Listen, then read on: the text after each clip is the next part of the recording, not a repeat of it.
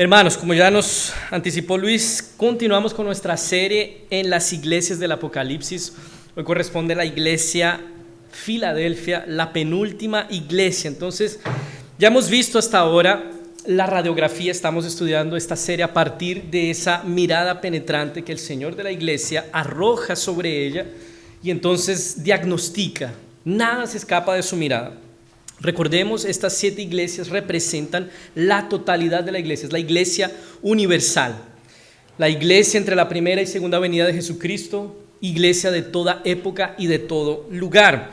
Y hemos visto hasta ahora entonces que a través de los diferentes mensajes que el Señor manda o envía a su iglesia, Él ha elogiado, hay algo bueno que la iglesia está haciendo, también le ha reprochado, hay algo que la iglesia no está haciendo bien, entonces el Señor la reprende, la exhorta en las más diversas áreas. Le ha hecho promesas preciosas, le ha llamado al amor genuino y generoso, le ha exhortado a la sana doctrina, a no tolerar falsas enseñanzas, le ha animado a la fidelidad aunque sea costoso, la ha convocado a la santidad, la ha sacudido para que sea reavivada porque está muriendo. Y ahora con el mensaje de Filadelfia seremos llamados a una responsabilidad que no ha sido mencionada hasta ahora y es algo que debe ser asumido por la iglesia con total diligencia. Entonces, con el mensaje de la iglesia Filadelfia veremos que no basta solo con guardar la palabra de Dios, es necesario anunciarla. No es suficiente solamente con no negar el nombre de Jesús, es necesario proclamarlo.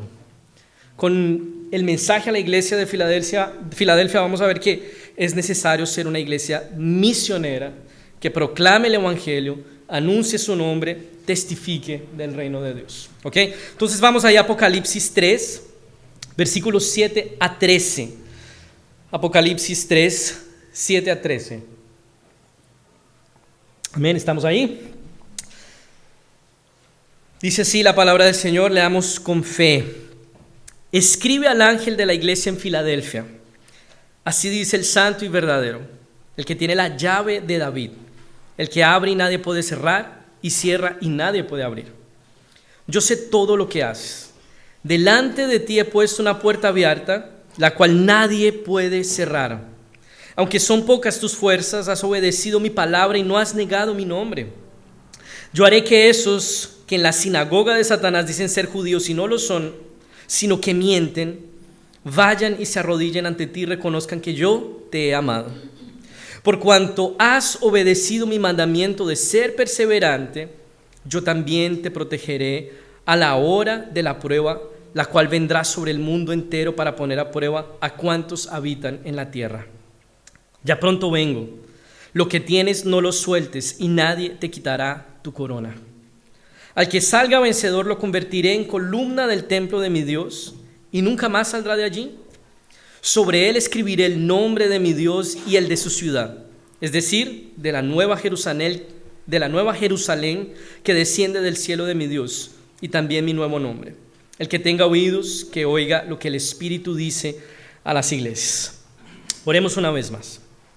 Padre Santo, gracias Dios por tu palabra, porque ella, Señor, también, aparte, Señor, de anunciarnos la esperanza a la que somos llamados en Cristo Jesús, nos apunta a la responsabilidad que nosotros tenemos en esta tierra.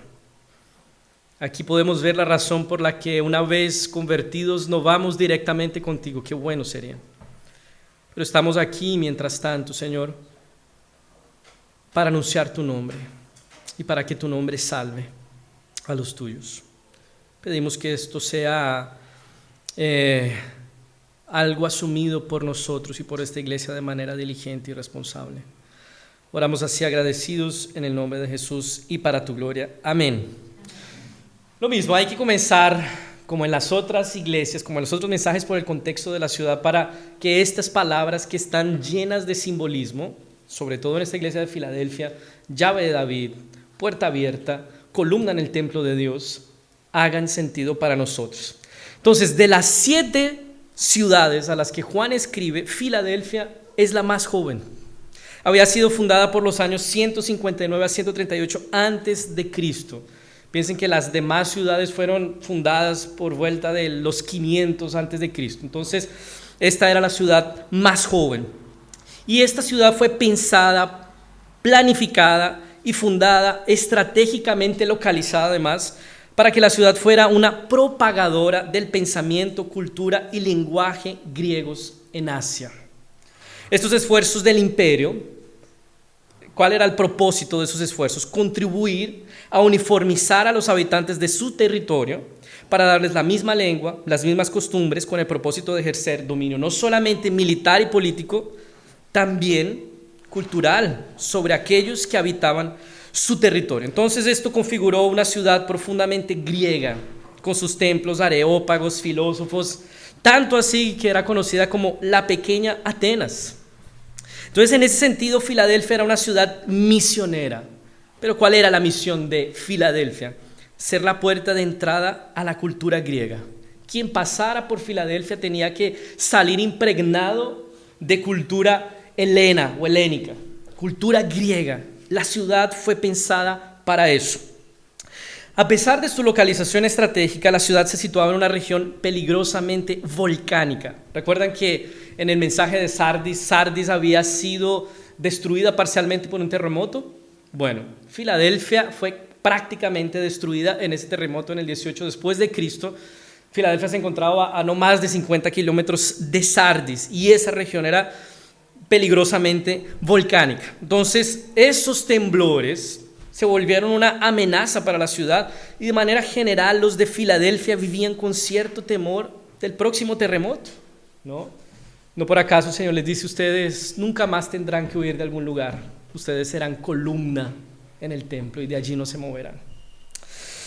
Y bueno, muchos buscaron vivir en otros lugares y ellos llevaban consigo la cultura griega y todo esto servía, como ya les dije, para uniformizar los habitantes de los territorios del Imperio Romano. Mientras más igual la gente pensara, mejor el dominio se puede ejercer sobre esos que están bajo el dominio de un imperio. Esa era la propuesta y ese era el propósito de esa dominación cultural. Entonces aquí tenemos una ciudad misionera de la cultura griega, vulnerable a los terremotos y con presencia de judíos hostiles que perseguían cristianos. Bueno, en ese ambiente profundamente pagano, configurado para promover la cultura griega y silenciar cualquier otra voz, azotado por temblores, con presencia judía hostil y perseguidora de los cristianos, ahí hay una iglesia. Y es una iglesia a la cual no hay reproche. Habían dos iglesias a las cuales el Señor no le hizo reproche en las cartas del Apocalipsis. La primera, ¿cuál es? ¿Se acuerdan? Es Mirna, ¿ya? Es Mirna y esta es Filadelfia, una iglesia con esas características. Y ahí está, la iglesia ha permanecido fiel a su Señor, no ha negado su nombre, ha guardado la palabra en medio de tribulación, humillación y sufrimiento por causa del nombre de Jesús. ¿Ok? Bueno, el Señor se presenta como aquel que es santo, verdadero y el que tiene la llave de David, el que abre y nadie puede cerrar y cierra y nadie puede abrir. Pero quiero ir rápidamente al versículo 8, después vamos a volver al versículo 7 para que podamos entender mejor esa presentación del Señor a la iglesia. Versículo 8: yo sé todo lo que haces. Delante de ti he puesto una puerta abierta, la cual nadie puede cerrar. Aunque son pocas tus fuerzas, has obedecido mi palabra y no has negado mi nombre. El reconocimiento que el Señor hace a las iglesias habitualmente es reconocerlos por una obra que la iglesia está haciendo, ¿verdad? Pero en este caso no es un reconocimiento a algo que la iglesia está haciendo. El Señor está diciendo: yo hice esto por ustedes, o yo los coloqué en esta situación, y después sí, Él reconoce la obra. Ellos han guardado la palabra del Señor, ellos no han negado el nombre. Entonces, ¿cuál es la obra que el Señor ha hecho por Filadelfia? Él ha colocado una puerta abierta delante de ellos. Ahora, puerta abierta, necesitamos entenderlo. Puerta abierta en la Escritura se refiere a una oportunidad. Cuando la puerta está abierta, se debe aprovechar esa oportunidad. Cuando la puerta está cerrada, significa que la oportunidad pasó. Y esta figura de la puerta abierta, que es una oportunidad, es usada en dos sentidos principales en la Biblia. El primer sentido fue el que nosotros leímos ahí en Mateo 7. Es oportunidad de salvación. Ahí leímos que habían dos puertas, las dos estaban abiertas, pero solo una conduce a salvación. Y el Señor llama para que las personas entren por la puerta estrecha. Hoy está abierta, hoy hay oportunidad de salvación, pero llegará un momento en que el mismo Señor la cerrará y la oportunidad se acabará. Primer sentido, oportunidad de salvación. Y el segundo sentido guarda relación con la oportunidad de servir con la predicación del Evangelio. Tiene que ver con la segunda lectura que nosotros hicimos ahí en Colosenses. El apóstol Pablo pide a la iglesia que oren por él para que el Señor abra una puerta para que él pueda predicar el Evangelio. Entonces, primer sentido, ¿qué significa? Oportunidad de salvación. El Señor abre la puerta para que la persona entre a su reino. Y el segundo sentido es oportunidad de servicio. Circunstancias que se deben aprovechar porque el Señor las puso delante de ti para que abras, o más bien para que pongas a esa persona delante de la puerta de salvación que el Señor está ofreciendo. Entonces, esos dos sentidos pueden ser aplicados aquí en este texto y están íntimamente ligados, tanto la oportunidad de salvación como la oportunidad para predicar el Evangelio. Están íntimamente relacionados. ¿Por qué? Porque cuando los cristianos de Filadelfia aprovechaban la oportunidad de predicar el Evangelio, estaban ofreciendo la oportunidad de salvación también. Entonces el Señor está colocando oportunidades delante de Filadelfia, puerta abierta para la predicación del Evangelio, y estos a su vez están ofreciendo oportunidades de salvación a los que escuchan el mensaje del Evangelio. Puerta abierta, oportunidad de servicio para predicar el Evangelio. Entonces, recuerden, Filadelfia era una puerta para la filosofía griega. Entonces, lo que la ciudad debería hacer con la filosofía, pensamiento y lenguaje griego, propagarlo, la iglesia debería hacerlo con el Evangelio de Cristo. Propagarlo también. Ellos estaban en una región localizada estratégicamente. Podríamos decir tal vez lo mismo de Valdivia con relación. Muchos aquí del sur sobre todo vienen a Valdivia a formarse en la Universidad Austral, San Sebastián, Santo Tomás creo que hay. Y de ahí van a sus trabajos, a sus lugares donde ellos crecieron o donde van a ser profesionales y van a ejercer su vocación y su profesión. Es una puerta para que ellos conozcan el Evangelio y lleven esto a otras partes. Filadelfia era algo así. En Filadelfia había una oportunidad de alcanzar en un solo lugar personas que se iban a difundir por el imperio romano. Ahora, la situación de Filadelfia no era fácil. Ellos tienen una oportunidad tremenda. El Señor colocó esa puerta de entrada, que es oportunidad de salvación y oportunidad de servicio. Pero no era nada fácil para Filadelfia aprovechar esa oportunidad. ¿Por qué? Porque la iglesia de Filadelfia era débil, tenía pocas fuerzas, era pequeña, perseguida y reducida en medio de todo un flujo de pensamiento griego, filosofía, paganismo, que con seguridad hablaban más alto que cualquier testimonio de Cristo. Pero ahí estaba Filadelfia, hablando de Jesús. Y tal vez nosotros en el lugar de Filadelfia diríamos, ¿para qué hablar? Si nuestra proclamación se diluye en medio de tantas voces que hablan más alto. Tal vez es lo que pensamos hoy. Parece que nuestro testimonio no es relevante, no llega, no impacta, no causa los efectos que esperamos. El discurso, por ejemplo, en las universidades es tomado por cualquier otra cosa. Aquel que comience a decir o afirmar verdades categóricas es tildado de retrógrado, fascista, qué sé yo, y van silenciando. Aquí no hay lugar para eso. Y tal vez a Filadelfia le pasaba lo mismo, enfrentaba desafíos similares, pero la solución de Filadelfia no fue esconderse, no fue quedarse en silencio o confinarse en su gueto cristiano, fue seguir proclamando, fue seguir dando testimonio de Jesús, fue seguir dando razón de su esperanza. No dejaron de proclamar el nombre del Señor, entendían que tenían delante suyo una puerta abierta y obedecían a la orden de proclamar el Evangelio. No es diferente con nosotros. El Señor ha puesto delante de nosotros una puerta abierta Pero en variadas ocasiones lo que nosotros preferimos es el silencio, la omisión en la evangelización. Decimos que tenemos pocas fuerzas, somos débiles, nos faltan recursos, nos falta preparación, tenemos vergüenza. No era diferente con Filadelfia. Sin embargo, proclamaban el nombre de Jesús. Ellos entendían que quien convierte los corazones no es el que habla más alto, es el Señor quien lo hace, por medio de su Espíritu Santo, a través de la proclamación fiel del Evangelio. Y es por causa de Él, porque Él tiene la llave de David. Él es el que abre la puerta. Es porque Él tiene la llave que podemos confiar que habrá respuestas al Evangelio, aún en medio de una ciudad tomada por otras misiones, por otras voces y por otras proclamaciones.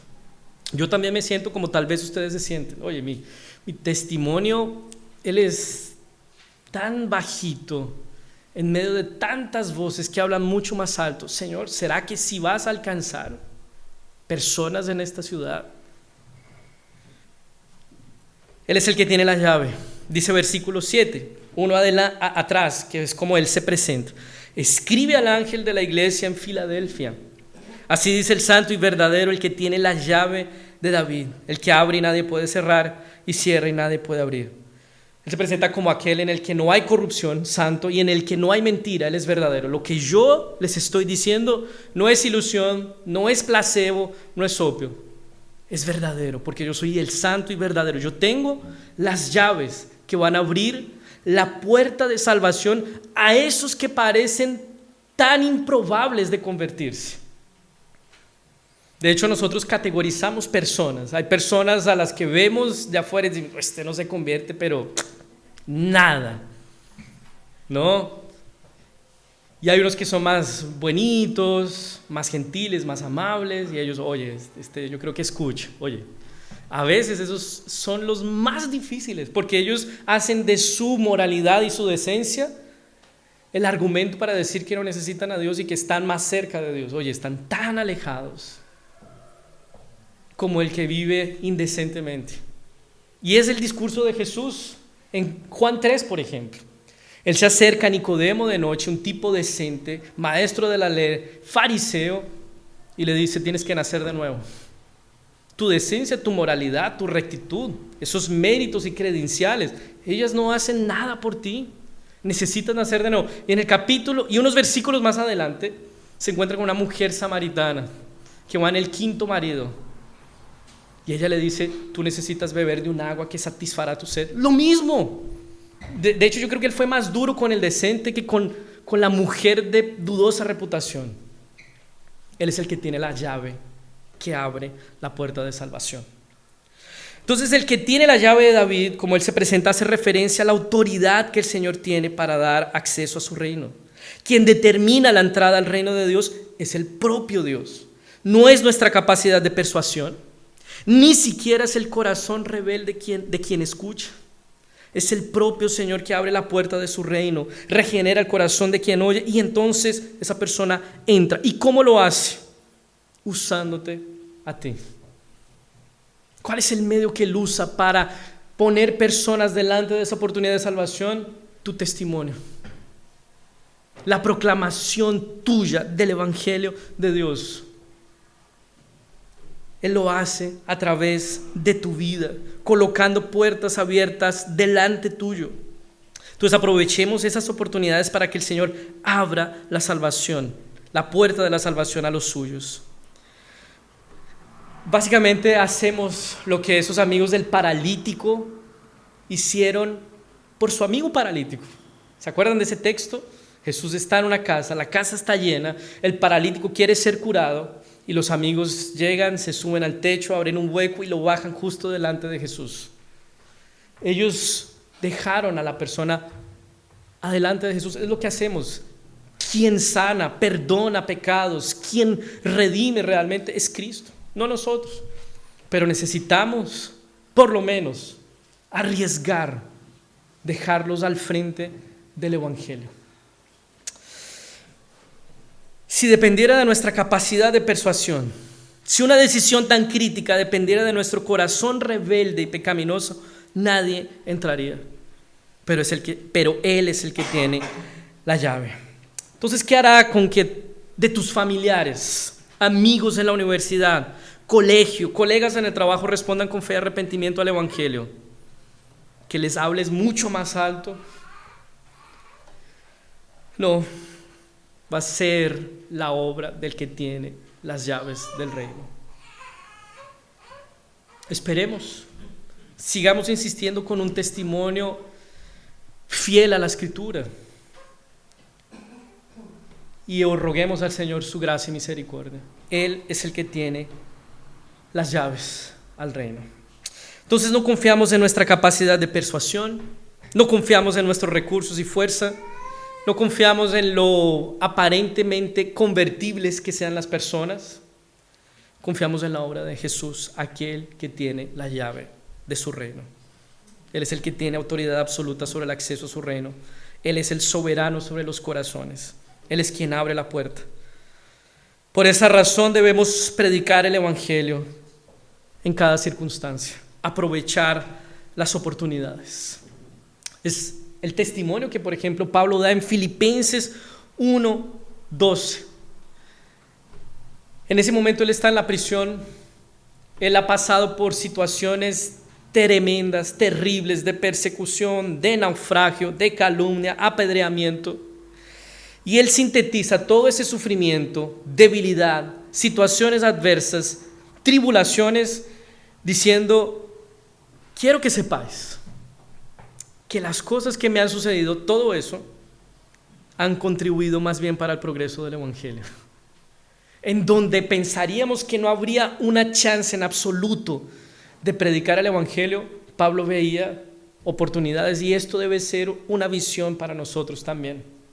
Al final de Filipenses, y él está preso en la carta a los Filipenses cuando la escribe, y al final de la carta él dice: oye, la guardia pretoriana, los de César les mandan saludos. Se habían convertido durante su prisión.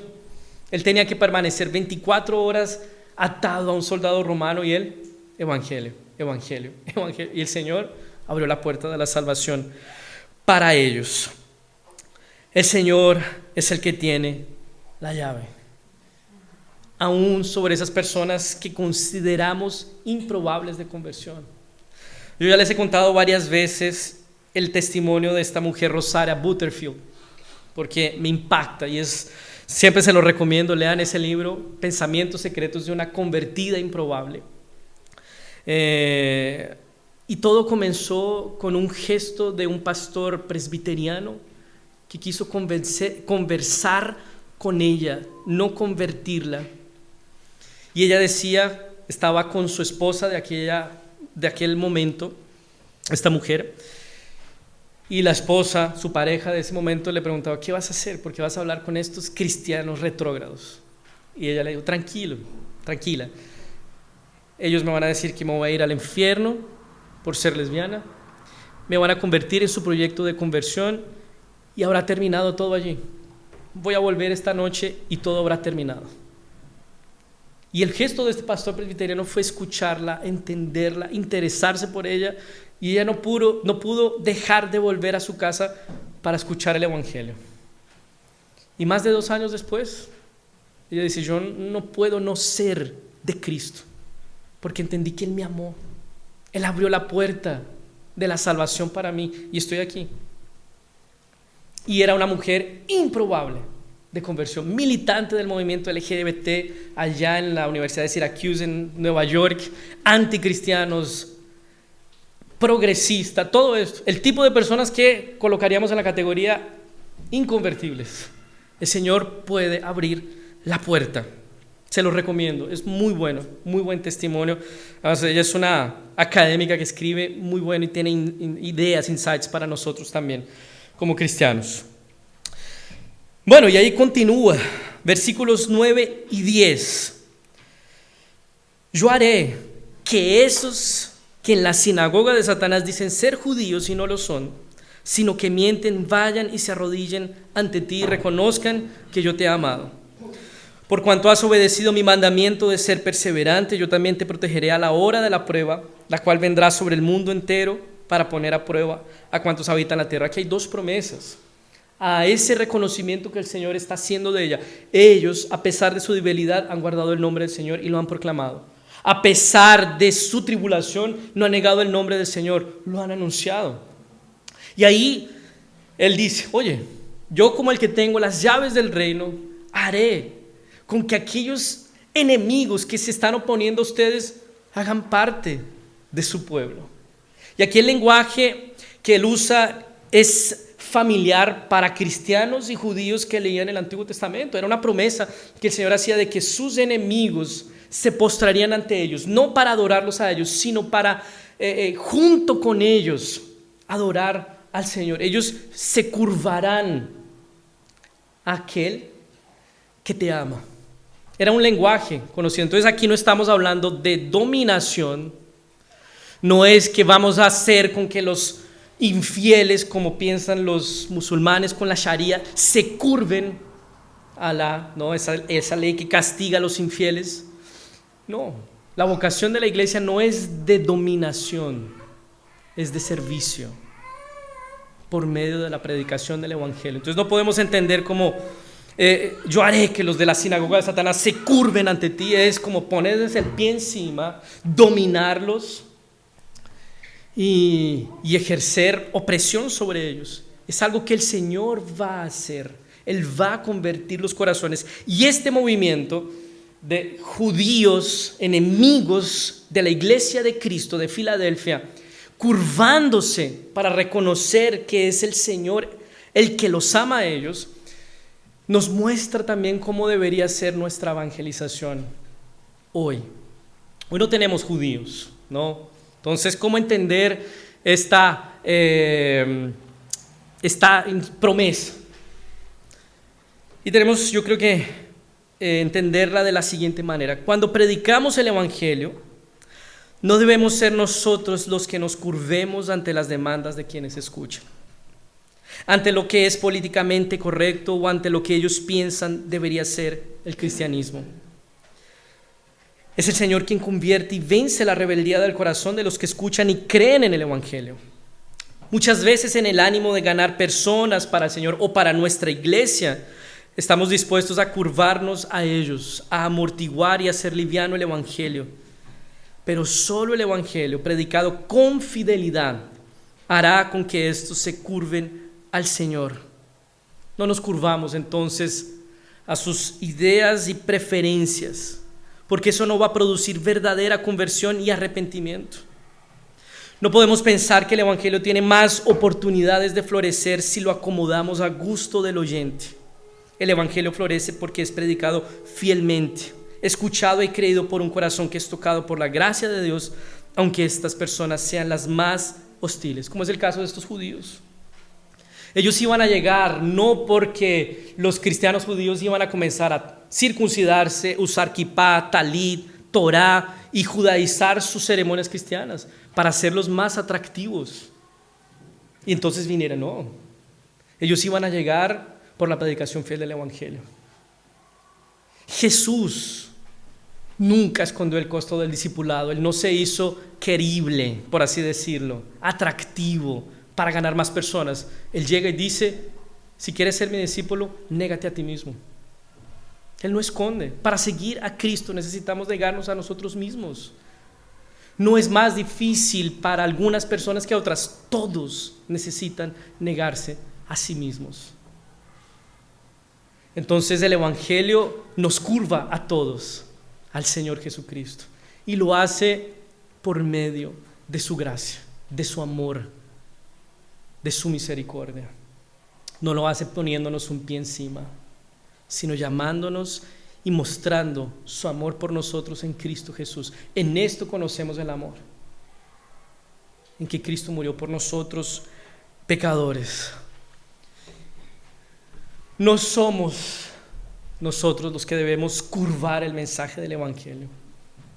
Son ellos los que por gracia de Dios deben curvarse juntamente con nosotros al Señor. Esa es la promesa del Señor. Hay ejemplos en la historia de que esos intentos de suavizar y de curvarse a la cultura no terminaron bien. La iglesia presbiteriana en Estados Unidos, la PCUSA, de las denominaciones más grandes del país hasta 1920, 1930, y abrazó la teología liberal, el movimiento progresista, tal vez en el ánimo de ser más relevante para la cultura que se estaba volviendo de esa manera, y sucedió todo lo contrario.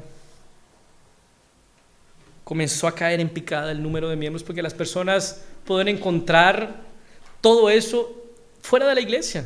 No hay que ser cristiano para ser de estos movimientos. Y hoy la iglesia PCUSA, que es a favor de las minorías, está llena de hombres blancos que ellos consideran opresores y todo esto. Entonces, ese intento no da resultados. En el 2004, cuando el tsunami allá en Tailandia, Indonesia, arrasó matando más de 230,000 personas, comenzaron también los teólogos a intentar, y los pastores, a dar una respuesta agradable, suave a las personas para intentar explicar esto, para que las personas vinieran a la iglesia o para que no abandonaran la fe. Y ellos resolvieron decirle a las personas y traer a ese momento una antigua teología que se llamaba el teísmo abierto o la teología del proceso, que básicamente afirmaba que Dios no tiene nada que ver con esto. El futuro está abierto. Él fue tan sorprendido como nosotros. La cosa está en proceso. Él está justo en la misma línea temporal con nosotros. Él no sabe lo que va a suceder mañana. ¿Dónde está Dios en esos momentos? Está en la enfermera, en el bombero, en el voluntario que fue allá a servir. Pero podría sonar interesante, pero un Dios que no asegura la eliminación del mal, un Dios que apenas es solidario con nuestro dolor, pero que no nos cura ni nos transforma, un Dios que murió víctima de la violencia del Estado y nada más que eso, pero que no murió por nuestros pecados, asegurando expiación, reconciliación con Dios. Es un cristianismo que no sirve y que hay que botarlo en la basura. No es cristianismo. Infelizmente, esto es lo que está sucediendo con la proclamación y con el cristianismo hoy. Se curva delante de lo que es políticamente correcto, de lo que parece que va a traer más personas, delante de lo que es relevante. Estamos destruyendo la fe verdadera. No tenemos que hacerlo liviano. Es el Señor quien tiene la llave. El Evangelio va a herir, porque nos pide absolutamente todo, pero es esa herida la que nos hace amar al Señor. Y ahí entonces la iglesia de Filadelfia será preservada del juicio del Señor, porque preserva la palabra con fidelidad. Una iglesia que no compromete el mensaje del Evangelio y su fidelidad a Cristo será preservada cuando el juicio del Señor venga. Nadie tomará su corona, su vida eterna. Y finalmente entonces el Señor dice, versículos 11 y 13, ya pronto vengo. Lo que tienes no lo sueltes y nadie te quitará tu corona. Al que salga vencedor lo convertiré en columna del templo de mi Dios y nunca más saldrá de allí. Sobre él escribiré el nombre de mi Dios y el de su ciudad, es decir, de la nueva Jerusalén que desciende del cielo de mi Dios, y también mi nuevo nombre. El que tenga oídos, que oiga lo que el Espíritu dice a las iglesias. Lo primero que el Señor promete a esta iglesia, en esta promesa final, ya prometió algunas cosas, pero en este epílogo el Señor dice que hará al vencedor columna en el templo. Esa columna ya es una figura que ha usado Pablo, por ejemplo, escribiéndole a Timoteo. Él dice que la iglesia es baluarte y columna de la verdad. Y aquí no se dice lo que la iglesia debería ser o a lo que debería esperar, sino lo que la iglesia es. La iglesia es columna de la verdad. Entonces, si la verdad no es columna y fundamento en la iglesia, no es iglesia. La iglesia que vence, que persevera, es decir, que no falla en afirmar, soportar y anunciar la verdad, será columna no solamente aquí, también en la eternidad. Jamás saldrá del templo de Dios. Mis hermanos, la verdad es atemporal. Y la verdad es definida y determinada por Dios. Y la iglesia tiene la responsabilidad de asumir esa verdad dada por Dios y proclamarla, no acomodarla. Si la iglesia es columna aquí, columna de la verdad, será columna de la verdad por la eternidad. Y especialmente esta promesa traía consuelo a aquellos, como ya les dije, que tenían que huir constantemente de Filadelfia por los temblores. Eso les dice, jamás saldrán de allí. Esa zozobra por no estar arraigados y fijos en un lugar terminará. Y finalmente el Señor dice que escribirá su nombre, el nombre de mi Dios y el de su ciudad, es decir, la nueva Jerusalén que desciende del cielo, y también mi nuevo nombre. El Señor finalmente identificará a esta iglesia como perteneciente a Él mismo, el nombre de mi Dios, perteneciente a la iglesia verdadera, o sea, a la nueva Jerusalén que desciende del cielo. Y el Señor finalmente dirá, esta iglesia es mía. Algo que había sucedido con frecuencia en la ciudad de Filadelfia, que no mencioné al principio, es que esta ciudad tenía sus nombres cambiados. Cuando era destruida parcialmente, totalmente, y venía otro y la reconstruía, le ponía su nombre.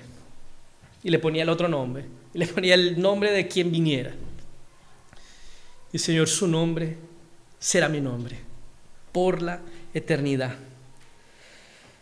Entonces, fíjense que las promesas que Filadelfia recibe nos llaman la atención sobre cómo la vida presente de la iglesia reflejará su eternidad futura. Si aquí la iglesia no es columna de la verdad, no podrá serlo en la eternidad. Si no vive una relación con Dios de fidelidad y lealtad, no puede esperar ser propiedad exclusiva de Dios.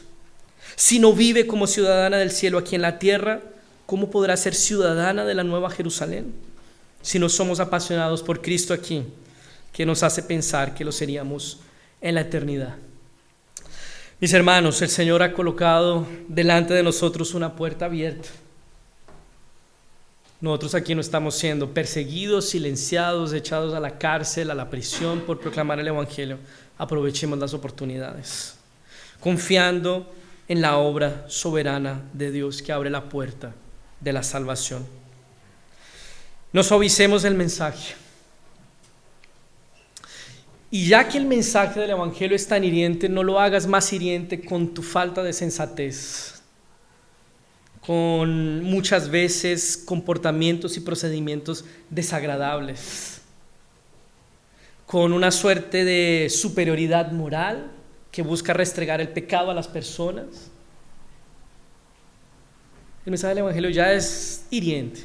No lo hagas más hiriente con un testimonio que no refleja el amor y la misericordia del Señor. Y podemos tener la confianza y la esperanza que participaremos eternamente de la presencia de Dios. El que tenga oídos, que oiga lo que el Espíritu dice a las iglesias. Amén. Vamos a orar una vez más. Señor, gracias Dios por tu palabra. Gracias Señor porque en ella tenemos la verdad. El mensaje, Señor, de tu plan para nosotros, de lo que hiciste en Cristo Jesús, un mensaje atemporal, verdadero, que resiste el tiempo, Señor, que fue verdadero miles y miles de años atrás y lo sigue siendo hoy y será siendo verdadero, seguirá siendo verdadero 1000 años más adelante, si es que no regresa, Señor. Ayúdanos a encontrar, Señor, deleite en este mensaje. Ayúdanos a tratar con honestidad nuestras dudas y cuestionamientos si existen con relación a este mensaje, Señor. Hoy somos desafiados en medio de tantas pautas sociales, Señor, a afirmar con mayor firmeza nuestra fe y la verdad, Señor, pero somos desafiados a dar respuestas que son difíciles de dar, Señor. Ayúdanos a entender, ayúdanos a de verdad darle al corazón razones por medio de tu palabra para perseverar en la fe, Señor. Aquellos que la están encontrando opresiva o obsoleta, Yo ruego, Señor, que por tu Santo Espíritu tú les permitas ver la bondad, la belleza y la verdad de tu palabra, Señor, para que ellos se afirmen con mayor fuerza a lo que es sólido, eterno y perdurable para siempre, a lo que es columna, Señor. Líbranos de agarrarnos de cosas que cambian y que están destinadas a perecer, Señor. Oramos agradecidos en el nombre de Jesús y para tu gloria. Amén. Yo aprovecho para decirles, hermanos, si hay personas que tienen dudas, que están luchando, lidiando con el mensaje del Evangelio, con la fe cristiana, porque estamos bombardeados todo el rato. Conversemos. No vamos a decirles esos espíritus de intelectualidad y de Grecia. Vamos a conversar, que ya me lo dijeron a mí en su momento. Vamos a conversar, esas dudas, esos cuestionamientos hay que tratarlos con sinceridad y con honestidad. Entonces, conversemos, tratemos, lidiemos con la Escritura. Sé que es difícil, sobre todo los universitarios se enfrentan a una presión dura. Y la Biblia tiene respuestas, no es un cuento de hadas como muchos profesores dicen. Hay consistencia, verdad y belleza ahí. Entonces conversemos, ¿ok?